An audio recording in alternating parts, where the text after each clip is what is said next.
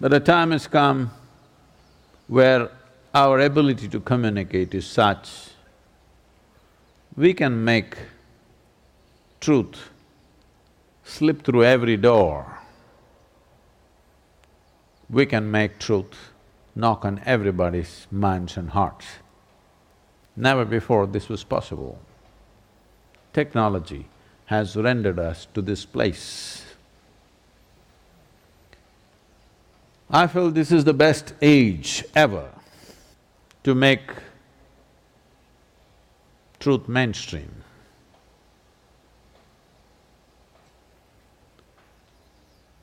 To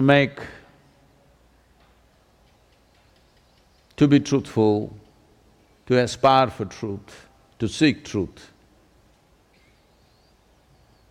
The main force on the planet,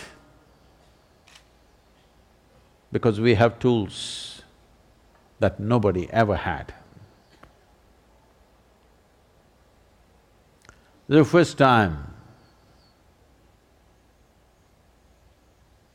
in the history of humanity that even truth can be gossiped about.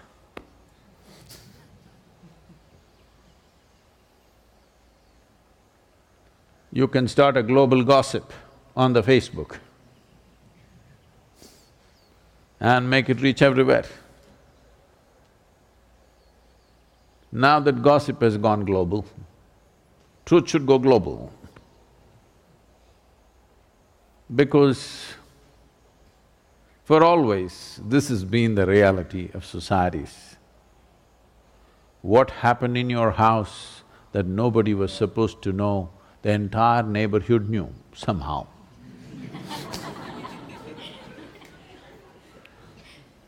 This is the power of gossip. The more you don't want it to reach your neighbor, for sure it'll go.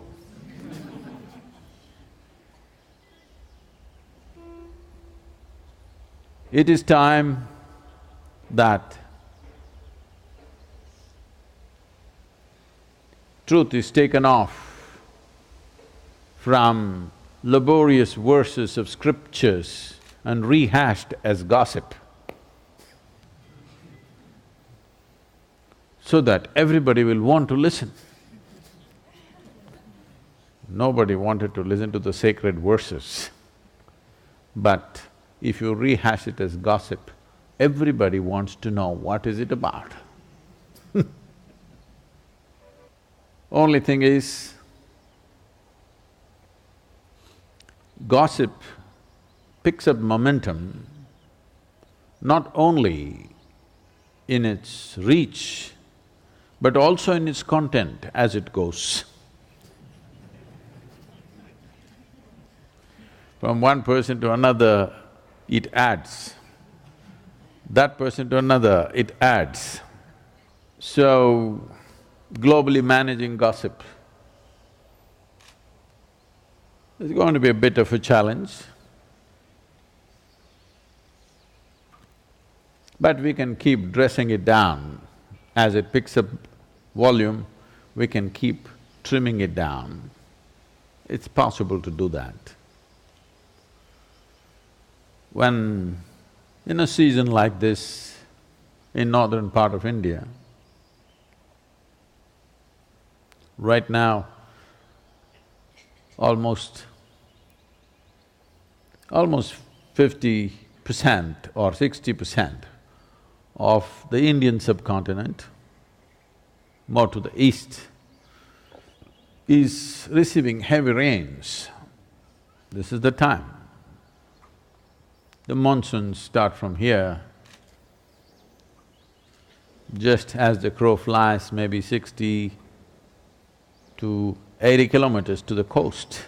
That's how close we are.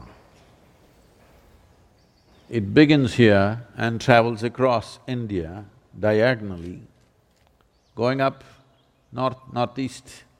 So right now, that part of the country is receiving heavy rains.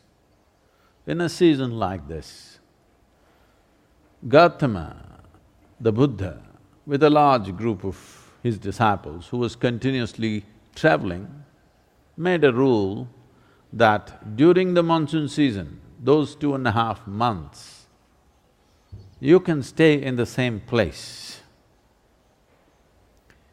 The rule for the sannyasis or the monks who were with him is you should never stay in any place for more than 2 days. Normally, the monks were sheltered in many homes.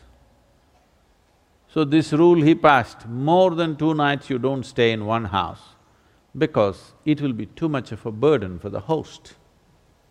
They are housing 10 people, you don't stay there for a month. 2 days, it should have been 1 day. 2, because you have walked a long distance and come. Bit of recovery time. But during the monsoon season, he said, up to 2 to 2.5 months you can stay in one place because walking through the jungles of that region during the monsoon season would be treacherous and many would lose their lives. So this is a time like that. They stayed in a large town and they were spread across in many homes. The monks went out to get their alms from the people. Ananda or Ananda Tirtha, as he was known, who happened to be Gautama's elder brother before his monkhood, went out and there was a courtesan or a prostitute in the town. She gave him alms, looked at him, a handsome young man, tall and straight. She said, "I hear that monks are looking for shelter in many homes. Why don't you come and stay in my house?" Another said, "I have no issue, but I must ask the Buddha as to where I should stay." Then she became really taunting. She said, "Oh, you're going to ask your guru? Go and ask him, let's see what he says." So Ananda brought what he had collected for the day. Gautama was sitting, he came and placed it at his feet, and everybody is supposed to find food and shelter wherever they go. So Ananda asked, like this lady is inviting me, can I stay there? Gautama said, if she's inviting you with so much affection, you must go stay there. The townspeople who were sitting here, they said, what? A monk is going to go and stay in a prostitute's home? This is it. This spiritual process has become corrupt. Gautama looked at them and said, why are you so worried? The lady is inviting him. Let him stay, what is the problem? They all started getting up and started shouting. He said, wait, I am on this path because I see this is the most powerful way to live. Now you're telling me her ways are more powerful than my ways.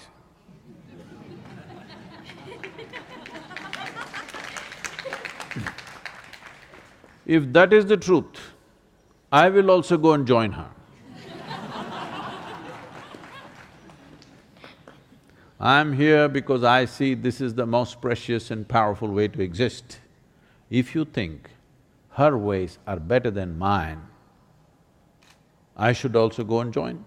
Because if you're a true seeker, that's how it should be. If you found something much higher, you go for that. Then people shouted and many of them, of course, leave. Then Ananda went and stayed with her. Monsoon time, Because of rains, it gets cold. Monk is wearing a thin habit. So she gave him a nice silk wrap. He covered himself. Then people saw, see, he's gone. She made nice cooking and gave it to him, he ate. Then in the evening she danced for him. He sat, watching very carefully, with utmost attention. Then when they heard the music, this is it, finished. Things went on. When the time was up, when the rain stopped, when it's time to move, Ananda came to Gautama along with a female monk.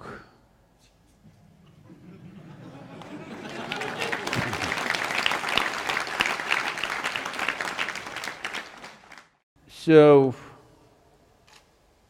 the power of being on the path of truth has been there, but has been many times at its height, but never got mainstreamed. I see that today, because of our ability to communicate, because of the tools of technology, the natural longing, the innate longing in a human being to find truth, this is not a thought thing. This is not something that been taught to people that you must seek truth. It is natural for human intelligence to seek what is highest. If you are given an option, any human being, given an option, either to be here or there, he will always say, I want to be there. Right now he may be caught up here, but aspiration is to go to whatever is the highest. It is just that we have to show him that there are better highs than getting drunk, there are better highs than drugs, there are better highs than being caught up in social drama, there are better highs than being better than someone else. We just have to show it to him, we have to make him understand there is a better high. Forever, many sages, saints, yogis, gurus have been doing this, but as I said, they were gentle people, they didn't have a voice like me.